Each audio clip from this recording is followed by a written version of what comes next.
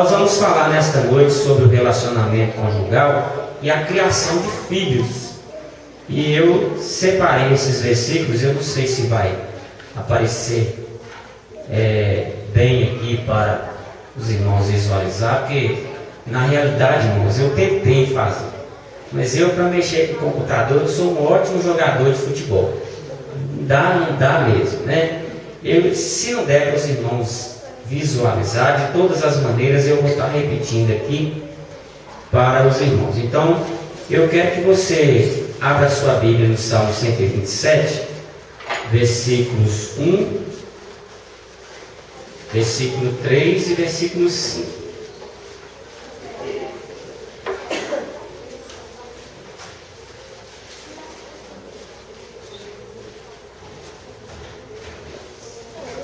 Salmo 127, versículos 1, versículo 3 e versículo 5.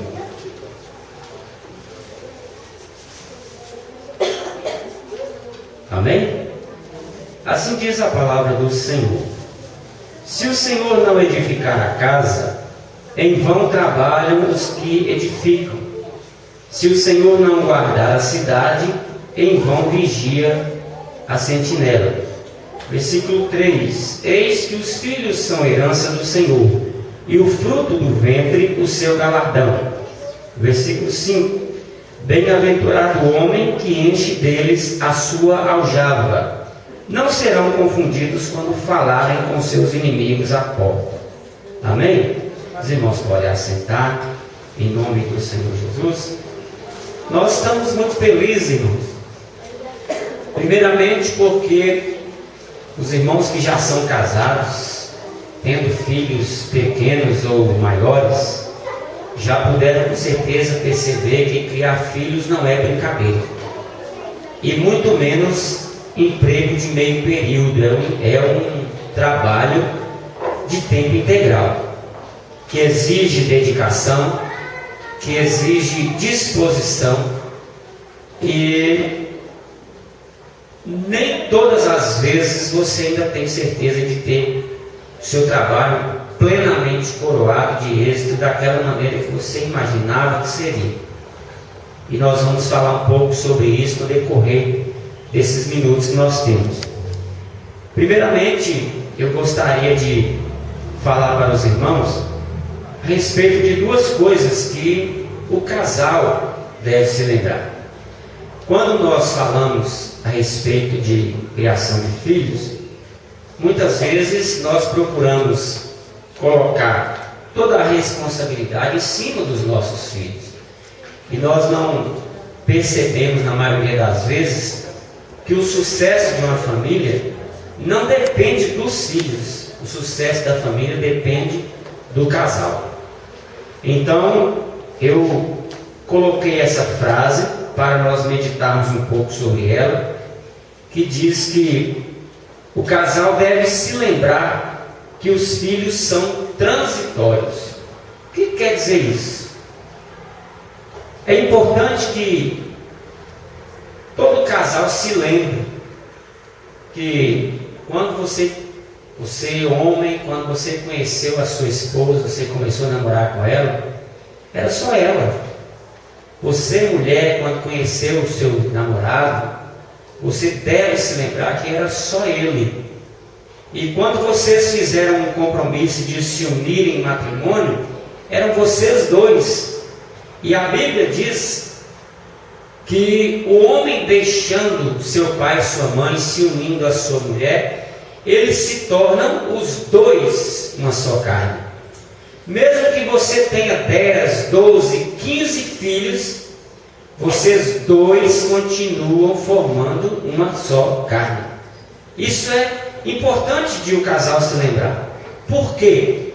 Porque os filhos, seja lá a quantidade que forem, eles entram no casamento, passa-se um tempo e eles saem novamente desse casamento. Eles acontecem na vida dos pais, eles permanecem por um período, às vezes por 20, 25 anos, e depois eles vão embora, deixam novamente aquele mesmo casal que começou a sua jornada, os mesmos dois que se uniram e formaram uma só carne. Por que isso é importante? Porque nós devemos sempre nos lembrar que o casamento ele não pode ser governado pelos filhos. A família não pode ser preparada tendo em vista as necessidades dos filhos. Tem pessoas que mudam de casa, mudam de cidade, mudam de igreja, mudam de tudo por causa dos filhos. Só está faltando mudar de esposa e de marido, né? Porque fazem todas as coisas para agradar os filhos. E muitas vezes os filhos se casam e vão embora. E quando os filhos vão embora, você aí se lembra de que agora você vai ter que conviver com aquela pessoa que você passou 20, 25 anos colocando em segundo plano por causa dos filhos. E aí é um pouco tarde para se lembrar disso. Então você deve se lembrar que seu marido é um com você, mesmo enquanto você está criando seus filhos. Você deve se lembrar que a sua esposa é uma só carne com você, mesmo enquanto você está criando seus filhos. E você deve observar hoje, se amanhã, quando eles forem embora, você ainda vai ter condições de chamar a sua esposa para sentar na pracinha e tomar um sorvete. E ela vai responder positivamente com um sorriso nos lábios. Se depois dos filhos deixarem o ninho, se você vai poder convidar o seu esposo para ir ao cinema ou fazer algo parecido, ou simplesmente assentar em um local de mãos dadas e olhar um para o outro e dizer que se amam ainda. Porque muitas vezes nós perdemos todos os nossos esforços, gastamos todas as nossas energias no cuidado com os filhos e depois eles vão embora e não sobra um casal como era no princípio. Então preste muita atenção, tome muito cuidado com isso, para que no futuro você não venha lamentar o excesso de zelo que você despendeu para cuidar dos seus filhos. Quer dizer isso que você não deve cuidar dos seus filhos? Não, de maneira alguma. Mas o tópico 2 aí, por favor, irmão Denilson, passe para a próxima página para mim. Isso. A missão dos pais é fazer dos filhos discípulos de Cristo. Então, essa é uma afirmação que, se você meditar bem nela, você vai ver que algumas vezes nós entendemos isso errado. Você já notou que tem pessoas que elas gostam tanto de si mesmos, e eu não posso condenar essa atitude, porque eu quase fiz isso também. O pai chama José Fernandes Damasceno. Aí o filho nasce, o que ele faz? José Fernandes Damasceno Júnior, né? E aí ele coloca na cabeça que o Damasceninho tem que ser uma cópia do Damascenão, e tem que ser igual. E aí isso acontece às vezes quando o pai ou a mãe é obreira, é cooperadora da obra de Deus, né? E o filho às vezes não quer nada com isso. Às vezes até quer ser crente, mas não quer cooperar, não quer pregar, não quer ser pastor também, não quer fazer nada. E o pai se sente humilhado. A mãe acha que é o fim do mundo. Por que minha filha não quer seguir os meus passos? Porque ela não é uma Damasceninha junto com você, ela é uma pessoa diferente. E aí, nós devemos nos lembrar que a nossa missão é tornar os nossos filhos discípulos de Cristo e não de nós mesmos. Não é para nós fazermos dos nossos filhos uma cópia fiel de nós mesmos. Quando geralmente nasce um bebê, eu gosto muito de observar isso, porque é uma coisa engraçada demais. Quando o neném nasce, todo mundo chega no hospital, na casa do casal, olha o bebê recém-nascido e fala assim: ó, é a cara da mãe. Alguém fala assim: não, você não está vendo, puxou o pai. Mas se você reparar bem, irmão, todo recém-nascido tem cara de joelho. Tem cara de joelho, é só enrugado o negócio. Repara no bebê quando ele nasce e olha o rosto dele 3 meses depois para você ver se parece a mesma pessoa. Não parece. Mas a ânsia de não, parece com o pai. Não, é a cara da mãe. Nada, não parece com ninguém, irmão. Você só vai notar quem ele parece lá para 6 meses depois de nascido, é que começa você identificar as feições do seu filho, de sua filha. E aí é que dá para você perceber mais ou menos, né, quem que ele saiu, a semelhança, né? Mas quando nasce, todo mundo quer. Não, parece com o pai. É a cara da mãe. Puxou a tia, a cara do avô. E não dá para você perceber isso. Por que isso acontece? É porque as pessoas, elas querem imediatamente associar aquela criança a alguém que ela possa ser parecida com aquela pessoa, e daí elas vão começar a observar o comportamento daquela criança para que ela se torne igual. Eles vão fazer tudo para que ela siga o comportamento daquela pessoa que ela é parecida. E isso não funciona de maneira nenhuma. Não funciona. Então, a missão dos pais é fazer dos filhos discípulos de Cristo. Primeiro porque se você fizer do seu filho uma cópia fiel de você mesmo, ele vai herdar todos os seus defeitos, que não são poucos. Se você for parecido comigo, você tem pelo menos 3 vezes mais defeito do que qualidade. E seu filho vai herdar todos os seus defeitos. E não vai herdar todas as suas qualidades, infelizmente.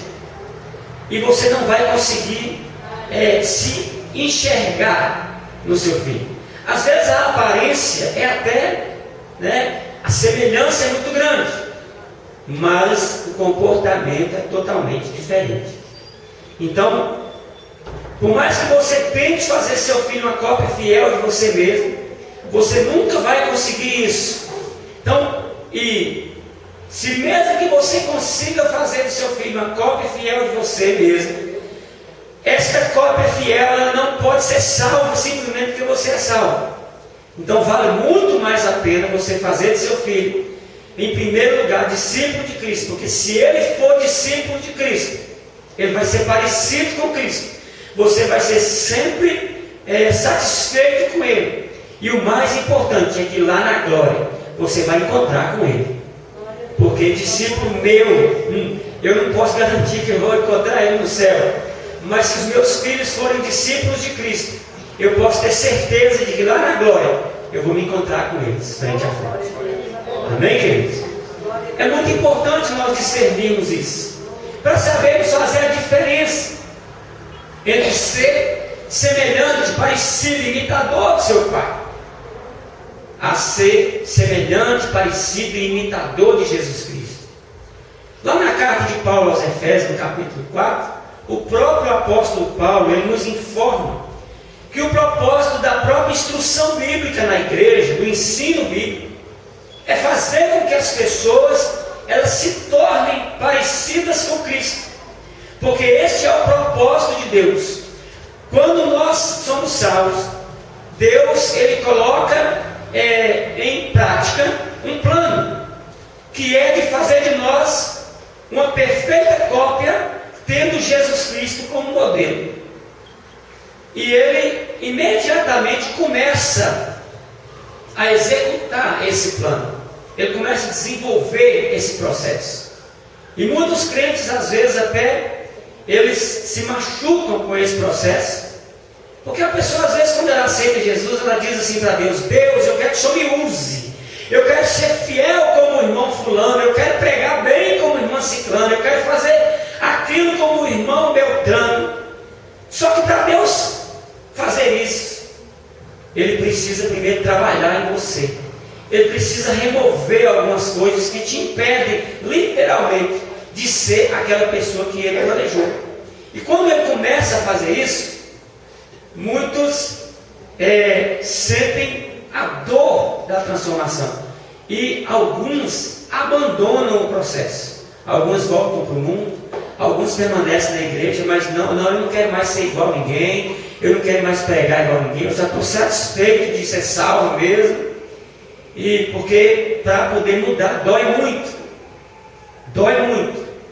Mas Deus precisa desenvolver esse processo. Então, se nós queremos que os nossos filhos sejam discípulos de Cristo, nós precisamos deixar que Cristo trabalhe na vida deles. Isso é muito importante. Nós às vezes nós nos empenhamos tanto por tornar os nossos filhos uma cópia fiel de nós mesmos, que nós não damos espaço para que o Espírito Santo possa trabalhar na vida deles. Então, esses dois primeiros pontos são essenciais para você que tem filhos pequenos, para você que tem filho grande, para você que ainda não tem filho, para você que é um filho, né? E logo mais à frente eu coloquei 4 coisas que podem nos ajudar a entender o que pode atrapalhar, né, uma família de encontrar o ideal. Porque todo ser humano ele procura estabilidade. O que é procurar a estabilidade? Você já notou que quando você trabalha numa firma e todo dia o patrão chega lá falando que olha, a firma vai quebrar, eu acho que vai falir, eu acho que eu vou ter que mandar uma metade de vocês embora. Quando você trabalha num lugar como esse, você não tem sossego para poder desempenhar o seu potencial profissional. Quando você está sempre ameaçado, você não consegue ter paz para poder dar o melhor de si, para poder alcançar, desenvolver todas as suas capacidades e qualidades. A mesma coisa acontece dentro de uma família. Todo ser humano ele precisa de encontrar estabilidade. E o lugar onde ele deve encontrar a maior estabilidade é justamente na família. Há poucos dias atrás foi feita uma pesquisa, e parece que nos Estados Unidos, e o resultado dessa pesquisa dá conta de que uma das coisas que ainda são mais confiáveis na nossa sociedade é justamente a igreja. As pessoas ainda confiam na igreja. Embora hoje em dia a igreja esteja bem combalida, bem abalada, bem arranhada na sua credibilidade, mas ainda há um percentual muito grande de pessoas que confiam na igreja, porque elas sabem que a igreja não vai mudar, não vai de repente, hoje está adorando Jesus, amanhã nós vamos adorar o cabelo. Não vai acontecer isso. Então elas procuram estabilidade. Você já notou que muitos crentes, eles sentam no mesmo lugarzinho que eles sentaram desde quando eles aceitaram Jesus? E se chegar na igreja e achar outra pessoa sentada no lugar deles, eles torcem o bico. Mas sentaram no meu lugar. Como é que pode uma coisa dessa? Outro dia eu cheguei na igreja, tinha uma irmã, a irmã estava andando de um lado para o outro, resmungando e falando, e eu pedi uma irmã para lá olhar o que estava acontecendo.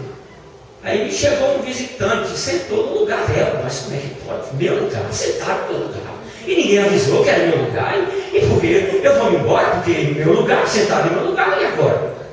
O irmão devia ter uns 70 lugares vagos na igreja. Mas ela estava empurrada porque sentada no lugar dela.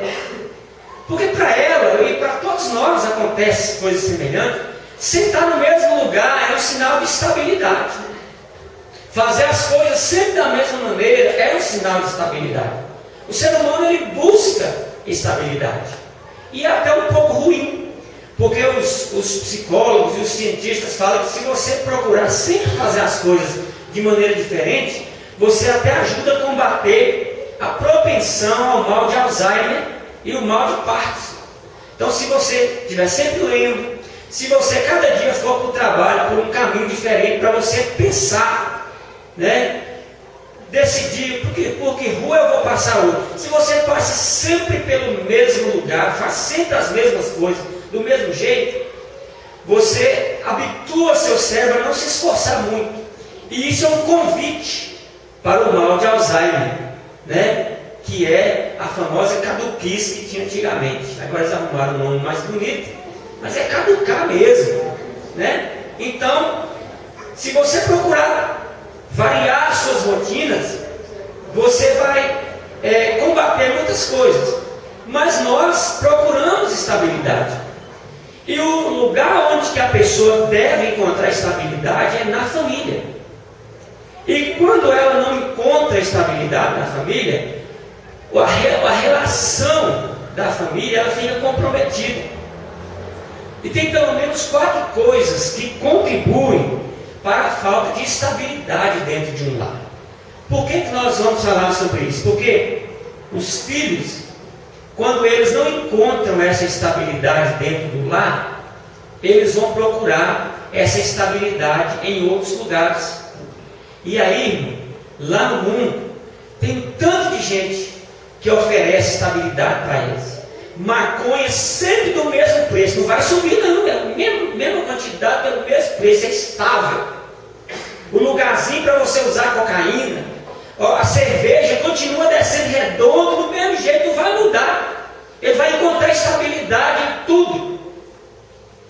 Então nós precisamos oferecer estabilidade para os nossos filhos dentro do nosso lar. É bom para eles e é bom para nós. Então são 4 coisas que contribuem para a falta de estabilidade dentro de um lar. A primeira é a falta de confiança. Na minha vida aconteceu uma coisa semelhante. Eu era apaixonado por meu pai. Eu considerava meu pai melhor que o super-homem. Eu me encontrei com esse colega de escola depois de muito tempo que nós não nos víamos, e ele falava assim: Jean, você lembra quando nós éramos colegas com 7 anos de idade? E você falou para nós que seu pai tinha ido na lua. E você falou com tanta convicção que nós acreditamos que seu pai realmente tinha ido na lua. Só depois que nós crescemos, nos tornamos adolescentes, nós fomos percebendo, mas cara mentiroso, mas como é que pode? Mas eu amava tanto meu pai que eu acreditava que meu pai era capaz de ir na lua se ele quisesse. E ai de quem falasse que meu pai fosse pelo menos feio. Porque meu pai era mais do que um super-herói para mim. Só que um dia eu estava em casa, junto com a minha mãe, a minha família, e de repente meu pai chegou em casa e foi apanhando as roupas da minha mãe de dentro do guarda-roupa e foi jogando dentro do carro. E minha mãe começou a perguntar para ele: o que você está fazendo? Não interessa, empurrou minha mãe. E minha mãe começou a agarrar nele: não faz isso não, o que você está fazendo? Para onde você vai? Ele apanhou as roupas, jogou no meio do quintal. Antigamente os carros costumavam ter um carote grande atrás, onde transportava gasolina. Principalmente o carro dele que gastava muita gasolina, então corria o risco de acabar a gasolina num lugar longe do posto, porque em Montes Claros naquela época só tinha 3 postos de gasolina. Então tinha que ter uma reserva de gasolina, né? E ele pegou aquela gasolina, jogou a roupa da minha mãe no meio do quintal, jogou um pouco de gasolina e jogou fogo na roupa da minha mãe.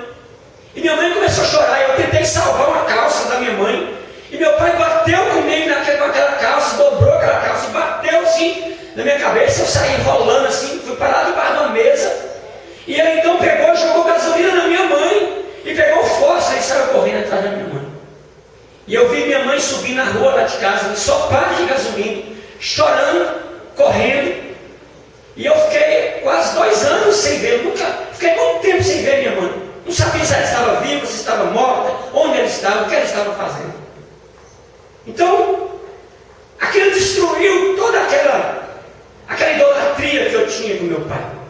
A estabilidade que eu prezava tanto, que eu gostava tanto, acabou.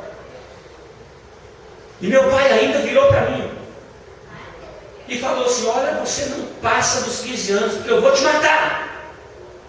E eu morria de medo do meu pai. Meu pai passou a ser para mim um monstro terrível. E era alguém que eu não podia confiar. Alguns anos depois, meu pai se converteu, estava firme na igreja, e eu já me preparando para me casar, eu resolvi visitá-lo. E os meus parentes chegaram para mim e disseram assim: olha, você toma cuidado, você não vira as costas do seu pai não, você não abraça ele não, porque você lembra que ele falou que ia te matar. Então você não, se você for dormir na casa dele, dorme num quarto que tem tranca, para você trancar. Se não tiver, você não dorme, dorme com um olho só, porque ele pode aproveitar a madrugada para te matar. Então olha a situação que se transformou a estabilidade. Um dia você deita, está tudo bem, no outro dia você acorda, o lar está de cabeça para baixo. Quantos de nós, eu sei que não sou só eu, né? Dormiu um dia com o pai, acordou sem pai. Dormiu com mãe, acordou sem mãe. E essas coisas, elas trazem um prejuízo muito grande na nossa vida. Agora imagine um lar em que você não pode confiar nem no pai e nem na mãe. Você vê seu pai trabalhar e você acha que, já que ele está trabalhando, ele vai receber o pagamento e vai ter comida. Mas aí, quando dá o dia do pagamento, seu pai atrasa, demora para chegar. E quando ele chega bêbado. E chega sem dinheiro. Porque ele perdeu o pagamento todo na mesa de sinuca. Imagina que situação. Alguns de nós já passaram por isso. Imagina você esperar alguma coisa de sua mãe. E de repente, quando você se dá, cai em si, sua mãe tem um amante. E está abandonando o lar, abandonando a família. Um lugar onde você não pode ter confiança é um lugar onde falta estabilidade. E é um lugar onde as pessoas sofrem, principalmente os filhos. Os filhos têm que encontrar um lar, um lugar onde eles podem voltar, e onde eles podem encontrar repouso, onde eles podem encontrar consolo, onde eles podem encontrar ânimo, onde eles podem encontrar consolo. Tudo isso tem que fazer parte de um lar, tem que ter confiança. Outra coisa é a falta de compromisso. Muitos pais, eles não se comprometem com a criação dos seus filhos.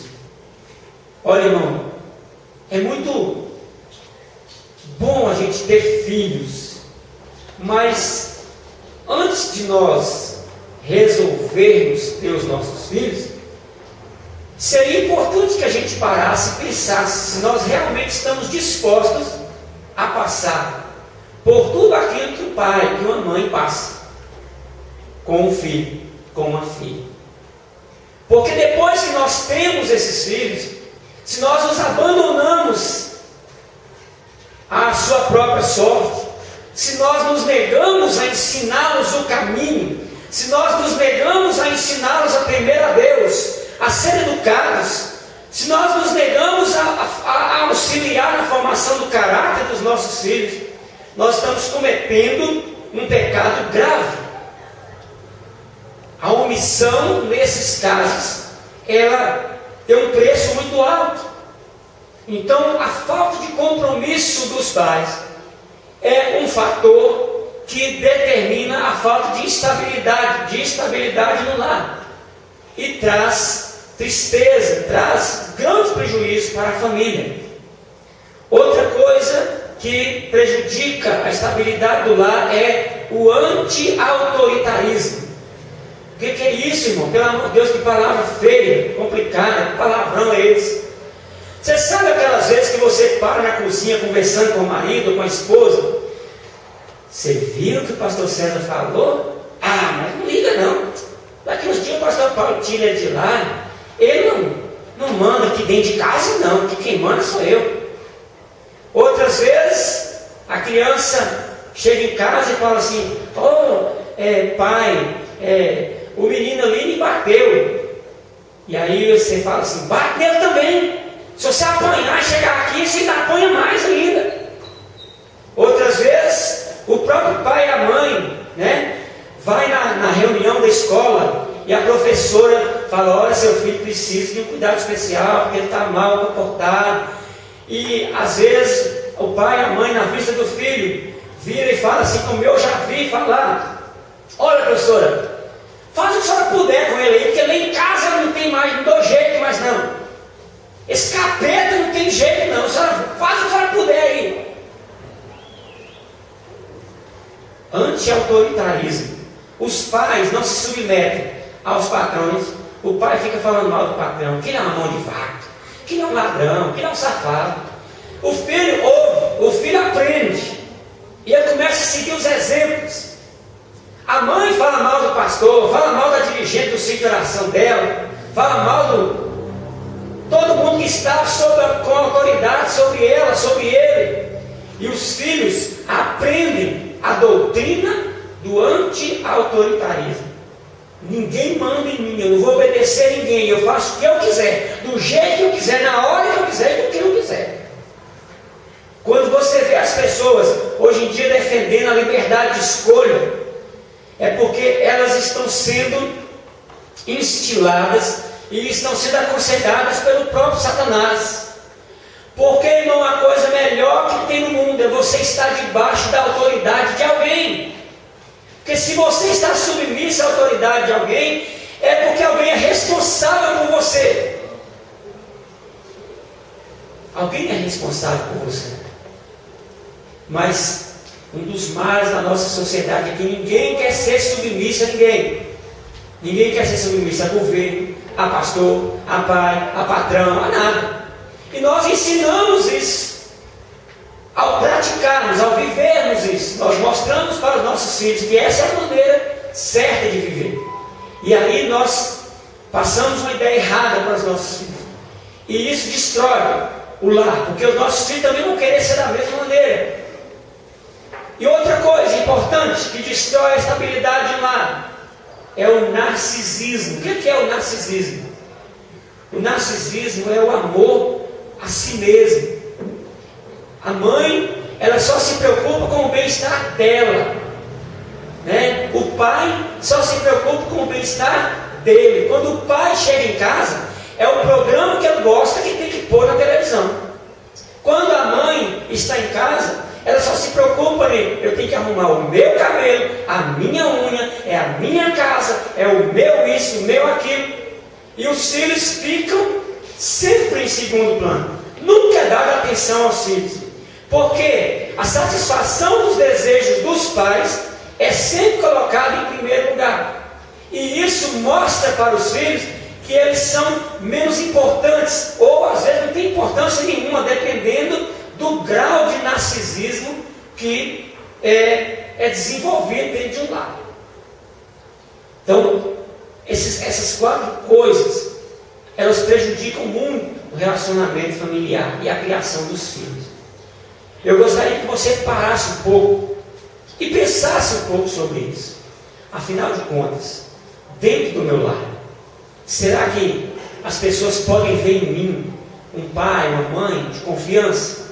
Será que as pessoas notam em mim o compromisso? Será que eu tenho realmente, eu assumi o compromisso de criar os meus filhos? Eu estou fazendo todo o possível para criá-los, para ensiná-los, para discipulá-los, para torná-los discípulos de Cristo? Será que eu não estou tão preocupado comigo mesmo que eu não estou dando importância aos meus filhos? É importante que nós pensemos sobre isso. Porque, como eu coloquei ali no próximo tópico, são os pais que dão o exemplo. Irmão, se você não puder levar nada daqui hoje, se você não conseguir guardar nada na sua mente, no seu coração daqui hoje, se você guardar esta palavra, que está ali lá em cima da página, você colocá-la em prática, você vai criar os seus filhos corretamente, dentro daquilo que Deus planejou para a sua família. O que é isso? É que os pais dão o exemplo. Se você não for exemplo para os seus filhos, eles vão buscar exemplo em todos os lugares. As pessoas, a criança, quando ela ainda não tem a sua mentalidade formada, o seu caráter formado, ela é fã do Batman, ela é fã do Super-Homem, ela é fã do Homem-Aranha, ela é fã de tudo. Mas ninguém supera o pai dela e a mãe dela. Ninguém supera. Quando os pais são exemplos. Então, eu coloquei esse pequeno poema aí para você pensar sobre isso. Ele diz assim: nos joelhos de uma mãe, um recém-nascido nu. Ela chora, enquanto ao redor todos sorriem. Quando uma criança nasce, a mãe passa pelas dores do parto. E quando a criança está nos seus braços, todo mundo vem e fala: que gracinha, que bonitinho, é lindo demais, é isso, e todo mundo ri. A mãe pensa assim: eu ainda estou me lembrando das dores, e eu tenho diante de mim uma responsabilidade de criar essa criança, de ensiná-la nos caminhos do bom viver, ensiná-la a honestidade, o amor, ensiná-la a fraternidade, ensiná-la a temer a Deus.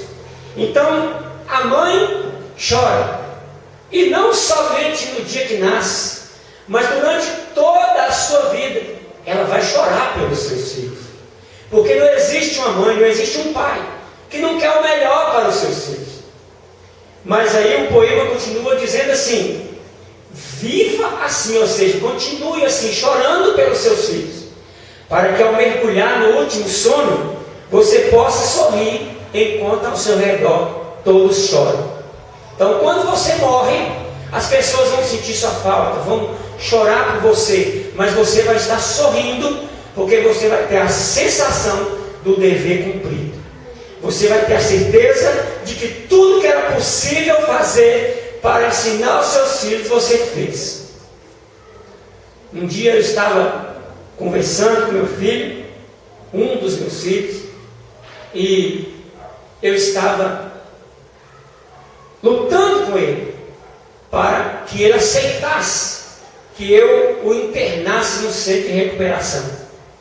E ele estava viciado em drogas, viciado em crack, usando vários tipos de drogas diferentes, roubando tudo dentro de casa, acabando com a paz dentro da família. E eu insistindo com ele para que ele aceitasse a ajuda. E ele dizia que não tinha problema, que ele não precisa de ajuda não, eu estou bem, estou normal, está tudo bem. E eu falei para ele assim: meu filho, eu vou te dizer uma coisa, eu estou te oferecendo ajuda porque faz parte da minha missão como pai.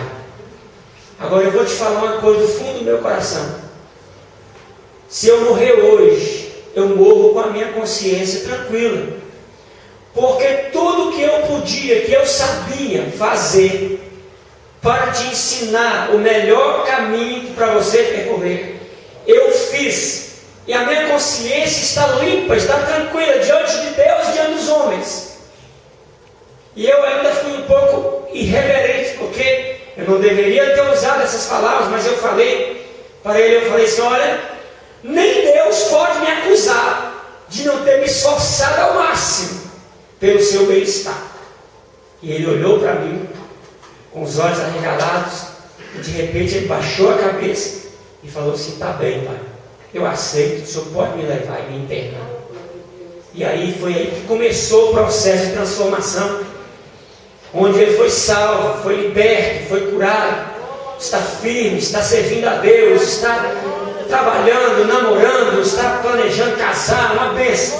Foi uma transformação maravilhosa. E eu dou muito graças a Deus por isso. Mas esse poema ele diz justamente isso, irmão. Você tem que sofrer pelo seu filho, para que no fim da jornada, ainda que ele um dia escolha um caminho que não é agradável a você ou a Deus, você tenha a sua consciência limpa. Você possa colocar a sua cabeça no travesseiro e dormir em paz, sabendo que tudo que você deveria, que você podia fazer, que você fez, pelo bem-estar do seu filho. Agora eu quero compartilhar com você uma frase, e eu gostaria muito que você pensasse nela. Eu falei com o pastor César que 50 minutos era suficiente para mim. E já estava faltando só 5 minutos para vencer os 50.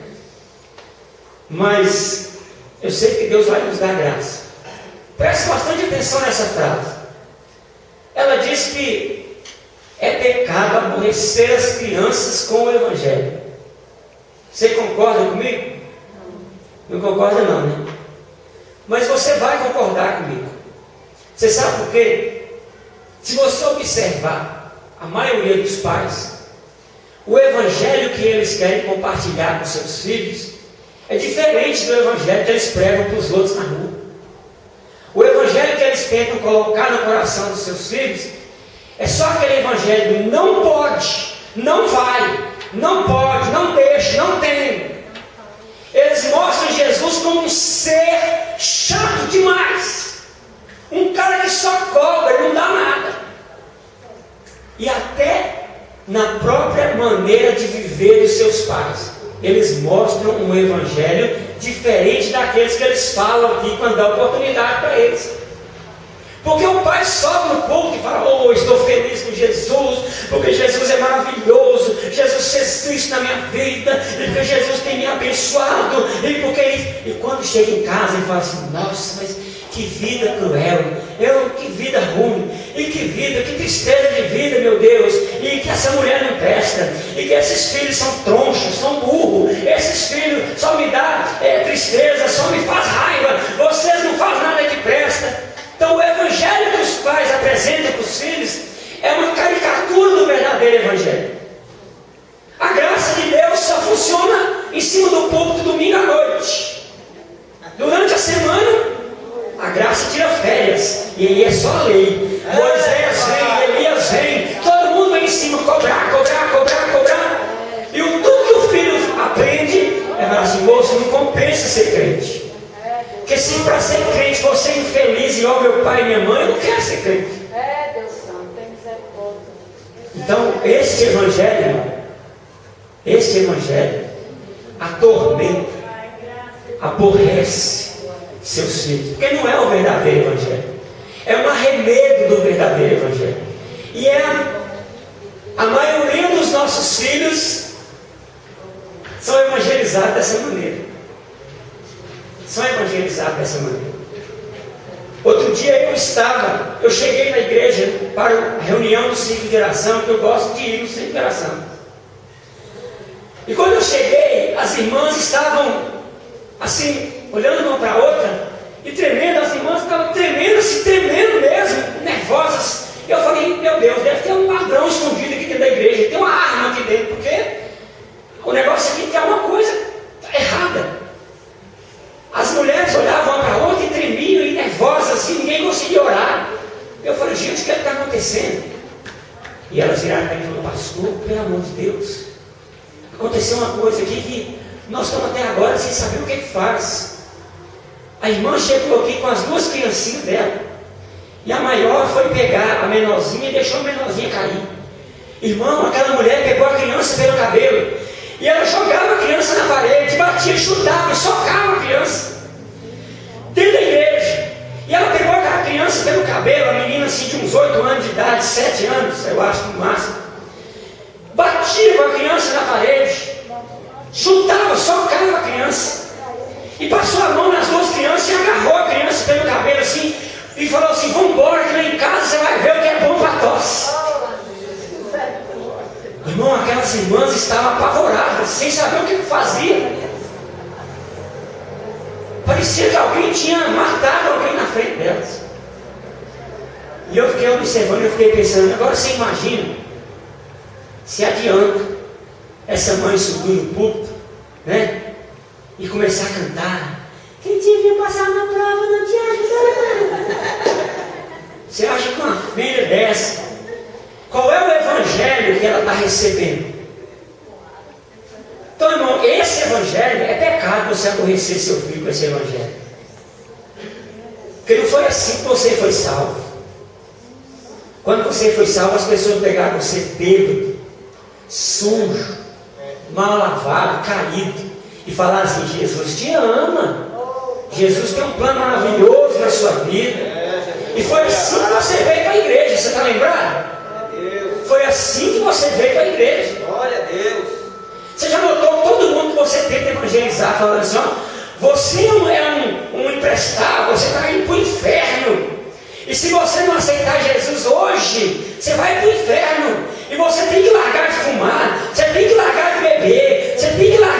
a mentira, você tem que largar o pecado e vir para Jesus. Você já notou que você não consegue ganhar para Jesus desse jeito? Não, já me fizeram isso comigo e eu estava tomando a A palavra evangelho, ela quer dizer boas novas. É boa notícia. E aquilo que nós apresentamos para os nossos filhos, muitas vezes, em palavras e na prática, não é o verdadeiro evangelho de Jesus. Qual é o evangelho que você prega para os seus filhos? Por que os seus filhos, quando alcançam 12 anos, assim, quer distância da igreja? Aí você fala assim, não, a culpa é dos irmãos lá que não segurou, que não ombrou junto, que não amou. É porque aquela igreja, esse irmão lá não tem amor. A culpa é do pastor que não veio visitar meu filho. A culpa é da irmã lá que chamou a atenção do meu filho. Quantas vezes, irmão, você já viu acontecer essa cena que a criança está correndo dentro da igreja e o diácono vem, pega o menino, calmamente põe sentado no banco, a mãe levanta de lá, passa a mão no menino e fala, vamos embora, menino, isso aqui não presta não, esse povo ignorante e não sei o quê.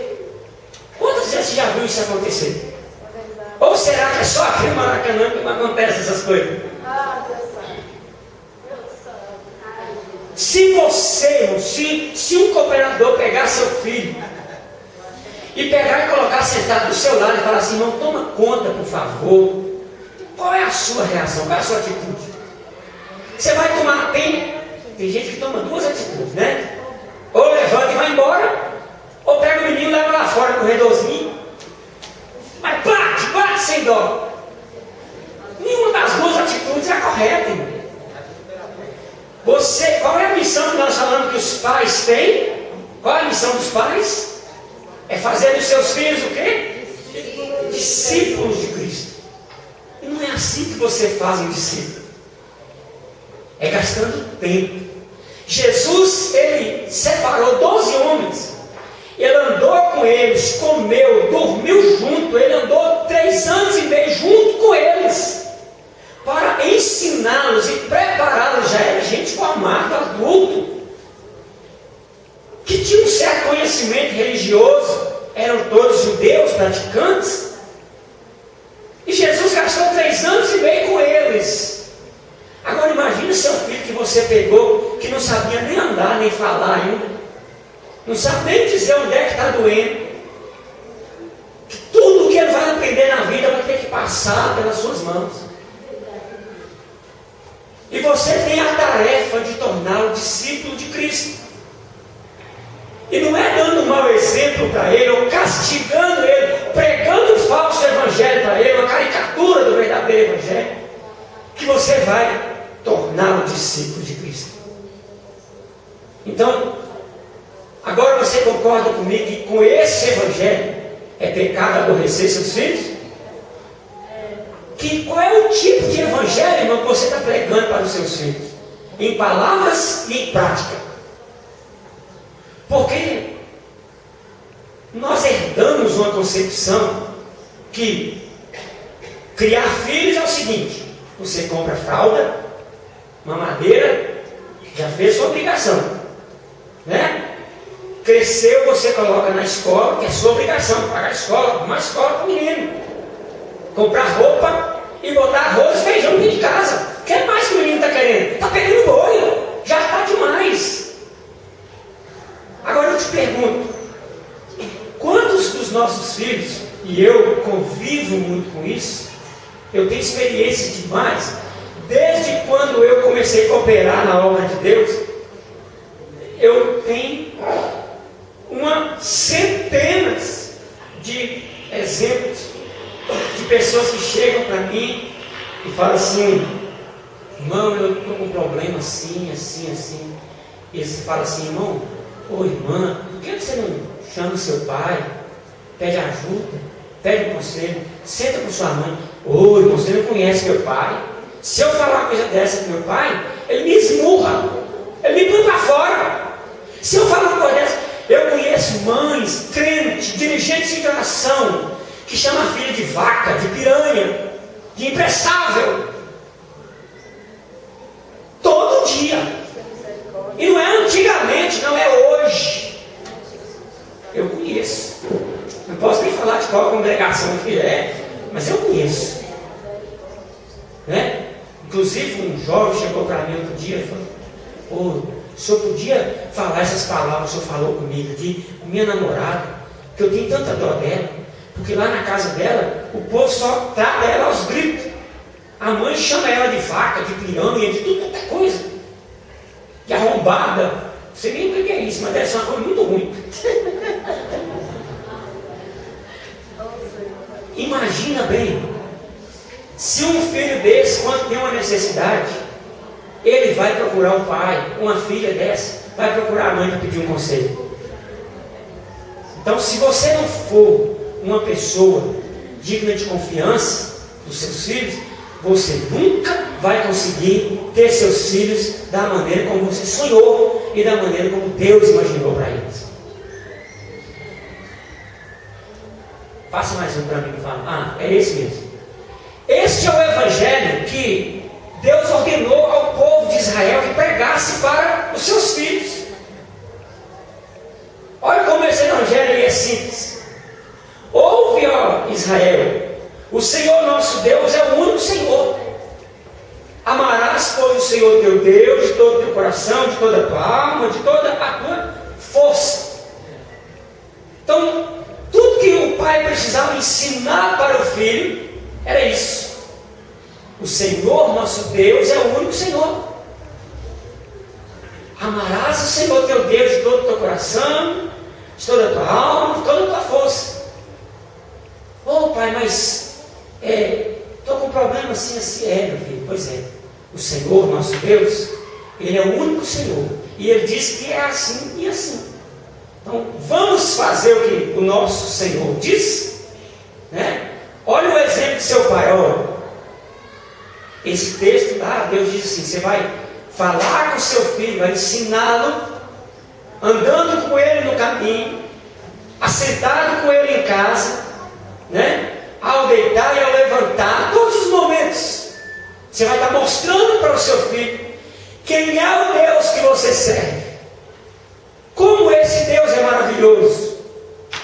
Mas muitas vezes tudo que nós sabemos ensinar aos nossos filhos é o quanto Deus cobra de nós, quanto Deus demora para responder as nossas orações, o quanto que o pastor nosso é chato, o quanto que a dirigente do nosso conjunto é chata. E aí esse evangelho, ele não torna as pessoas discípulos de Cristo. Então é muito importante que nós aprendamos a ser exemplo para os nossos filhos. Eu já estou quase encerrando, porque o nosso tempo está já bem curto. Mas tem algumas coisas que eu quero que você medite, que você lembre como que é o relacionamento dentro do seu lar e da sua família.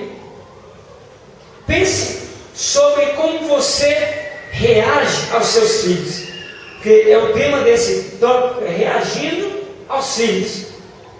Como que você reage aos seus filhos? Em primeiro lugar, como eu já falei aqui, o conceito que os nossos filhos têm de Deus são resultado da nossa influência. Como você vive com Deus fala muito mais para o seu filho, muito mais alto do que as mensagens do pastor César no domingo à noite, do que os retiros de jovens, o retiro de adolescentes, o retiro de crianças. O jeito que você vive com Deus e mostra para o seu filho fala muito mais alto do que os conselhos da igreja, do que as mensagens, os hinos que ele ouve, os livros que ele lê. Porque se não funciona na sua vida, ele vai pensar assim: não funciona na minha também. Então, a sua influência é que vai colocar no coração do seu filho o conceito que ele tem de Deus. Geralmente a gente trabalha, às vezes trata com pessoas que vão para a igreja e tem uma dificuldade muito grande de ter um relacionamento positivo com Deus, porque às vezes teve um pai tão severo que maltratou tanto, que o conceito que aquela pessoa tem de Deus como pai é que todo pai é um pai ruim, é um pai que só cobra, que só bate. Eu Tinha um tio que eu sempre ia passear na casa deles, e era assim, quando ele estava fora, estava todo mundo feliz. Era uma alegria tremenda, a gente ria, brincava, todo mundo, uma alegria tremenda. Mas quando alguém olhava e ele vinha vindo de lá, de longe, lá vem papai, pronto. Aí todo mundo já caçava um lugar para esconder, caçava um canto para ficar quietinho, alguns saíam para a rua, né? Porque quando ele chegava dentro de casa, tinha vezes que os filhos tinham que dormir no mato, com medo do pai. E isso deixou marcas profundas, né? Eu tenho até um dos filhos dele, um primo meu que mora aqui, nessa rua Vasco da Gama, aqui, depois da praça aqui. Já tem uns 15 anos ou mais que ele está numa depressão profunda. E apesar de ainda continuar trabalhando aos trancos e barrancos, ele se tornou uma pessoa extremamente melancólica, triste, né? A irmã dele, que é uma das mais velhas também, já tem quase 30 anos que ela está numa depressão profunda, fica dentro de casa, não sai para a rua, não gosta de colocar a cara na rua para nada, não tem coragem de fazer comida dentro de casa, de arrumar a casa. O marido acabou abandonando ela, porque viu que não tinha jeito, lutou. E são muitos outros exemplos. Eu estou citando só esse porque é da minha família. Como eles não têm Jesus, porque Jesus sim, Jesus cura, Jesus restaura, Jesus liberta, Jesus transforma. Mas quando a pessoa não tem Jesus, quando ainda não conheceu Jesus, só sobra isso, irmão, sofrimento. Então, o conceito que os seus filhos vão fazer de Deus são exatamente o resultado da sua influência sobre eles.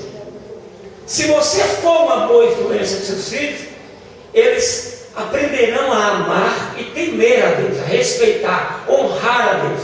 E eles vão ter o desejo de se aproximar desse Deus que você fala tão bem dele e que você mostra na prática que vale a pena servir. Aí sim.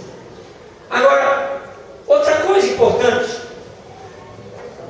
nós amamos nossos filhos, todos nós amamos, não tem ninguém que não ama os filhos.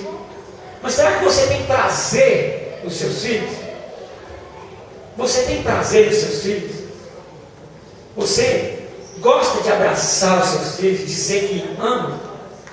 Você gosta de demonstrar o seu amor, o seu cuidado pelos seus filhos?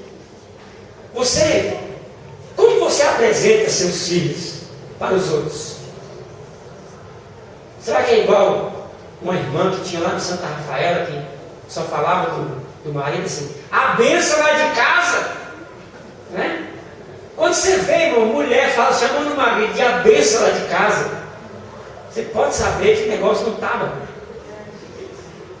E tem gente que tem tanto prazer nos filhos, né? Que já fala assim, esse aí é o que põe fogo em minha mulher. Esse aí é o que, né? Esse aí é a bênção que lá de casa, olha pra você ver. Essa peste. É assim que ele é apresentado aos outros. Porque os pais, apesar de amar os filhos, porque tem pai que não ama o filho, mas não tem prazer no filho. Não tem prazer nos seus filhos. Como você reage aos seus filhos? Agora, você que tem filhos maiores, às vezes você já tem filhos adolescentes, ou jovens, às vezes até adultos. Meu filho mais novo vai fazer 21 anos de idade, né? Meu mais velho já é casado, o segundo vai casar agora em setembro, e tem mais 2 ainda, e o mais novo vai fazer 21 anos agora em agosto. Mas até hoje a gente ainda chama os meninos de menino, né? Tem que fazer comida com os meninos, porque eles vêm almoçar. Os meninos lá de casa, todos já têm maioridade legal, mas a gente continua chamando eles de menino. E eles acostumaram tanto com isso que lá em casa, eles com 16 anos, eles se deitavam na cama e falavam, ô mãe, vem me embrulhar. Né? Acostumaram. Porque a gente sempre teve prazer neles, de expressar o amor e o cuidado por eles. Porque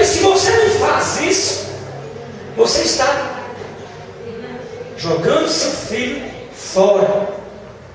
Se você não tem prazer no seu filho, se você não pode abraçar, esfregar o cabelo do seu filho, se bagunçar o penteado dele, e dar um beijo nele, coçar as costas dele, né?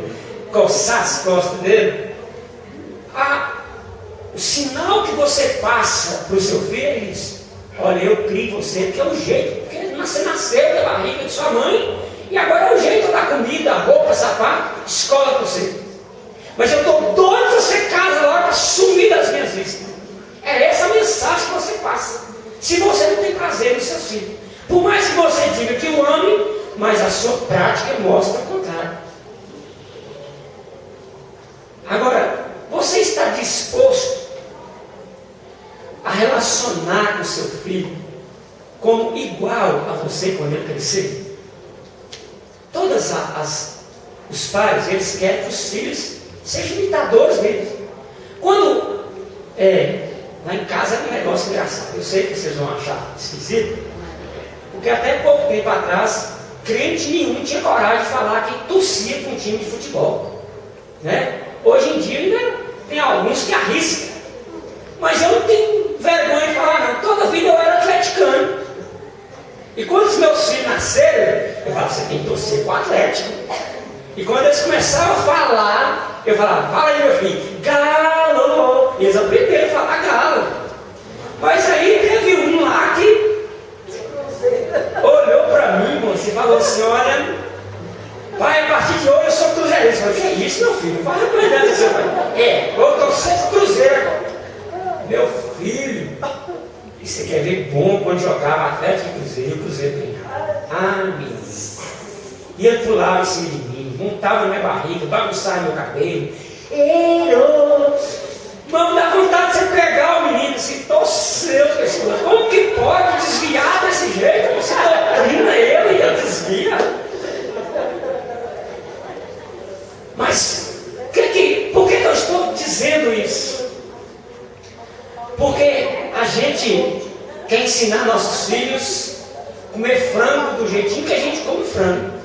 Mas aí o menino cresce e ele quer comer frango de um jeito diferente, né? E você fala assim, não, meu filho, tem que comer frango assim. Você tem que torcer para o Cruzeiro. Você tem que andar com a camisa por dentro da calça, né? Você não está vendo seu pai? A gente esquece que os nossos filhos são pessoas diferentes de nós. Eles não são uma continuação da gente, não são uma extensão. Filho não é um puxadinho do pai e da mãe. Filho é uma pessoa independente, diferente. E ele tem direito de ter as escolhas dele, a vontade dele. Então lá em casa, por exemplo, eu sempre chamei meus filhos, desde quando eles eram bem pequenos. E eu falava, eu só vou dar a vocês pouquíssimas regras. Vou falar com vocês o seguinte: todo mundo faz besteira na vida, mas tem muitas besteiras que você faz e tem jeito de consertar. Se eu pisar no pé do irmão Gerson, eu posso falar assim, oh, irmão, me perdoe, ele vai olhar para mim, vai dar um sorriso, vai perdoar. Mas se eu bater na cara dele, pode ser que ele me perdoe, pode ser que não, né? Lá perto de casa, por exemplo, eu tenho um vizinho que ele até ia entrar como membro lá da Assembleia de Deus, lá no Santa Rafael, agora nesse culto de membro, mas ele não pôde comparecer à Assembleia Geral porque ele estava preso. Porque alguém maltratou o pai dele e ele guardou aquilo por vários e vários anos. E aí um dia que ele teve a oportunidade, que ele encontrou só ele e aquela pessoa no caminhozinho da roça, ele matou o sujeito. E ele matou bem matado, um requinte de crueldade. Não posso nem falar o que ele fez com aquela pessoa, por causa da ética. E ele, já muitos anos depois, ele foi julgado, foi condenado a 15 anos de prisão. E o delegado tinha dó dele também, porque ó, a cadeia está cheia, você vai para casa, eu não vou prender você não, porque eu sei que isso foi um caso de momento, você agiu sob uma emoção intensa e tal, você foi julgado, foi condenado, você deveria ir preso. Mas como a cadeia está cheia, eu vou deixar você em casa. Se aparecer uma vaga um dia, eu venho te buscar. E aí, irmão, faltando 3 dias para o irmão entrar entrar em comunhão na Assembleia de Deus, ele congregava na Igreja Batista. E ele mora de frente. Ele falou, não, eu vou congregar aqui com vocês. Ele estava sempre lá visitando. Eu vou congregar com vocês aqui. Fez ficha, cadastro, tudo, passou o nome para a sede. Só que no dia dele entrar em comunhão, ele não estava. Estava preso porque apareceu a vaga. Né? E ele está lá, preenchendo a vaga agora. Né? Então, quando eu sempre falei com meus filhos assim, ó, se vocês for fazer bobagem, claro que vocês nunca vão ser obrigados a seguir todos os meus exemplos e fazer tudo exatamente como eu faço. Então vocês vão crescer e vocês vão fazer suas escolhas. E queira Deus que suas escolhas sejam boas, como eu sempre ensinei para vocês. É claro que eu vou saber respeitar as escolhas de vocês, mas se vocês fizerem alguma coisa que depois não tem conserto, depois vocês não venham chorar comigo. Então eu sempre falei com eles, ó, tem algumas coisinhas que eu não aceito. Eu falei, eu não crio neto, principalmente sem a mãe, não crio. Eu não visito filho em cadeia e não pago advogado para filho também não. Certo? E não aceito esse negócio de fazer um puxadinho no fundo da minha casa não. Não aceito. Então, você já fica sabendo disso. Então, lá em casa agora, está todo mundo assim, eu estou doido para financiar uma casa, que eu estou querendo casar, e eu podia comprar um lote, eu estou tirando a carteira de motorista, e pai, eu amo tanto aquela menina, eu vou casar com ela, mas primeiro eu estou vendo como eu vou financiar. Eles são pessoas diferentes de nós. E eles podem gostar das mesmas coisas que nós, mas podem também gostar de coisas diferentes. Um dia eles vão assumir a identidade deles e eles vão fazer escolhas na vida deles que às vezes podem não agradar a nós, mas nós temos que saber respeitar isso. Então você está disposto a se relacionar com seu filho como igual a você quando ele crescer? A saber respeitar as escolhas dele, a saber entender as opções dele, para que você entenda que ele é seu filho, sim, foi criado por você, mas ele é uma pessoa diferente de você, e ele tem direito de escolher a vida dele, de mandar na vida dele. Eu preciso, às vezes, eu tenho uma netinha de 1 ano e 9 meses, e eu preciso, às vezes, chamar minha esposa e falar, olha, cuidado. Porque às vezes ela fala assim, eu dei aquele vestidinho de presente para a menina, e justamente no dia da festa, a mãe dela levou a menina com um vestidinho mais feio, não era o vestidinho que eu dei. Eu falo assim, olha, você sabe por que sogra e nora, sogra e sogro e genro, às vezes não dá certo? É por isso. Porque a gente quer dar palpite na vida do outro. A gente quer ensinar o outro não pediu conselho, não pediu nada. E a gente está intrometendo lá, tentando ensinar. E isso irrita, isso magoa. Então nós temos que aprender a nos relacionar com nossos filhos como iguais, como adultos, como nós. Às vezes, nossos filhos demoravam a chegar em casa, minha mulher começava a ficar preocupada. Será que esse menino não tem coração? Não sabe que a gente está preocupado? Eu falava assim, calma, eles já são adultos, eles estão escolhendo o caminho deles. Nós estamos amando eles, aconselhando eles, orando por eles. Nós sabemos que Deus vai fazer o que é melhor. Então vamos confiar em Deus. E mesmo que eles escolham outro caminho diferente do nosso, nós temos que estar prontos a continuar amando e respeitando as escolhas dos nossos filhos. Porque as pessoas costumam falar no mundo que existe ex-marido, ex-mulher, mas não existe ex-filho. Filho é filho para toda a vida. Se você não aprender a se relacionar com seu filho como igual, quando ele pegar um tamanhozinho de gente, ele vai sumir e não vai voltar mais.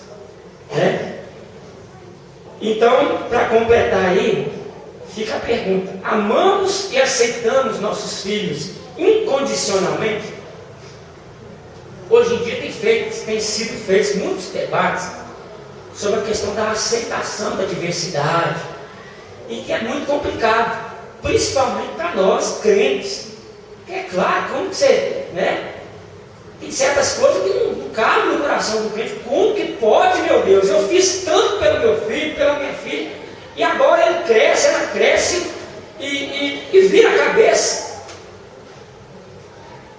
Mas será que eu estou pronto a amar e aceitar meu filho incondicionalmente? Não importa. Às vezes eu fico observando a humilhação que uma mãe tem que passar para ir visitar o filho na penitenciária. Se você nunca foi e você não tem um estômago forte, não vai não. Porque é duro você enxergar tanta humilhação que uma mãe, que um pai tem que passar para conseguir entrar numa penitenciária, para poder visitar um filho. E ainda tem mães que superam todas as expectativas. Tem um pedreiro trabalhando lá na minha casa, está fazendo uma licença lá para mim, que a mulher dele está presa tem 3 meses, porque o filho dela foi preso.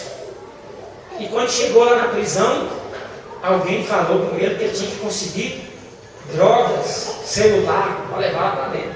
E ele apertou a mãe: mãe, a senhora traz para mim, porque a senhora não vocês vão me matar aqui dentro. E aí um belo dia a mãe foi pega tentando introduzir drogas dentro da penitenciária. E aí agora ela está lá, presa também. Só não está fazendo companhia com o filho, porque não está na prisão de homem, ou na prisão de mulher. Mas já tem 3 meses que a mãe está presa. Por que a mãe se sujeita a uma coisa dessa? O coração de mãe é assim, né? Ama. Não renega o filho pode ser a pior coisa que seja, mas é sempre meu menino, né? A mãe nunca acredita, o pai nunca acredita naquilo que conta a respeito do filho, da filha, só quando vê mesmo, que não tem jeito. Mas isso faz parte do relacionamento familiar. Se você quer que seu filho também te ame, que ele te ouça, que ele preste atenção naquilo que você ensina, naquilo que você dá exemplo, você precisa amá-lo e aceitá-lo incondicionalmente.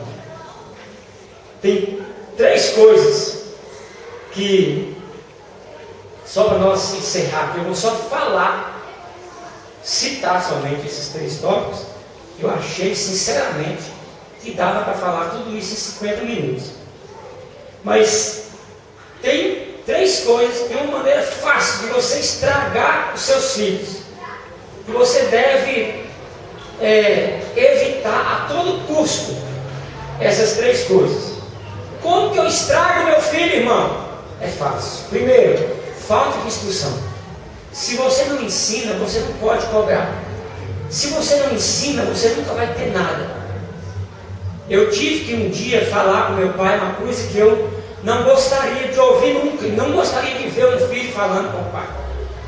Mas o meu pai, quando eu estava com 21 anos de idade, eu fui morar perto dele, já casado. E alguém foi reclamar para ele que eu era muito irresponsável, que eu era preguiçoso.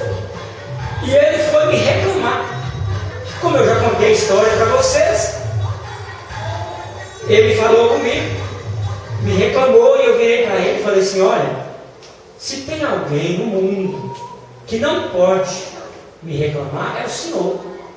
Porque quando eu precisei de um pai para me ensinar a ser homem, o Senhor não estava lá.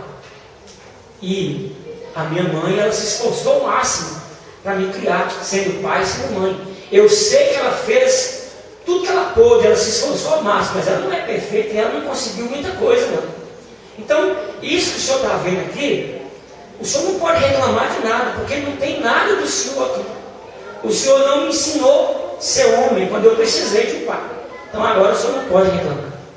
E ele calou a boca, baixou os olhos, foi embora, nunca mais ele tocou no assunto. Porque ele compreendeu que realmente ele era a última pessoa habilitada a achar algum defeito em mim, porque ele não estava presente para me ensinar, para me instruir. Então, se você não instrui seus filhos, você nunca será capaz de poder analisar seu filho, ou de reclamar dele qualquer coisa, porque você não dá o exemplo e não dá a instrução. Segundo lugar, é a falta de disciplina. Aquelas pessoas que desde pequenininho o filho apronta e a mãe só olha daquele sorrisinho e fala: olha, você tem que gracinha, oh menino, me dá um sossego. O pai às vezes fala assim: eu não dou conta desse menino, não tenho paciência não. Eu deixo ele porque eu não tenho paciência. Não faça isso não. Se você não instruir, não disciplinar o seu filho, se você não colocar regras claras para ele, se você não cumprir aquilo que você promete, ele nunca vai entender o que é o conceito de autoridade e o conceito de obediência. E uma coisa que também atrapalha muito é o tratamento desigual. Aqueles pais, aquelas mães que fazem como Jacó e Rebeca, como Isaac e Rebeca, que um gostava mais de Esaú, a outra já gostava de Jacó. O pai preferia Esaú porque Esaú era caçador e trazia comida gostosa para ele, né? Ou como Jacó aprendeu o exemplo dos seus pais e também tratava José com deferência, acabou provocando a ira aos seus outros filhos, que quiseram matar José e acabaram vendendo José como escravo. Isso tudo, irmãos, veio por causa do tratamento desigual. Pais que têm preferência de um filho sobre outro, trata melhor um filho, vai dar um presente, o presente do filho ali é bom, o presente do outro é uma lembrancinha. Se você não pode dar um presente bom para os dois, dá uma lembrancinha para os dois. Trate seus filhos com igualdade. Os filhos não são iguais, mas as regras para eles têm que ser iguais. A disciplina tem que ser a mesma. Assim eles vão aprender que são amados da mesma maneira e não vai provocar nenhum tipo de ciúme, nenhum tipo de reação de hostilidade para com eles. Nós vamos parar por aqui. Eu só quero fazer uma meditação com você nesse momento. Irmão, depois de ouvir tanta coisa, às vezes você pensa assim: eu não consegui nem guardar nem a metade. Mas para você fazer seu filho discípulo de Cristo, guarde bem no seu coração.